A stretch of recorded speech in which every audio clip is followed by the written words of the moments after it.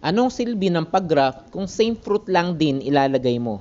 Meron po tatlong dahilan kung bakit tayo nag-graft ng halaman. Hello mga kadugtong, at ngayon nga po ay tatalakayin natin ang tatlong dahilan kung bakit natin ginagawa ang grafting sa mga fruit trees. Ang una pong dahilan ay para mapabunga natin ng mas maaga ang puno.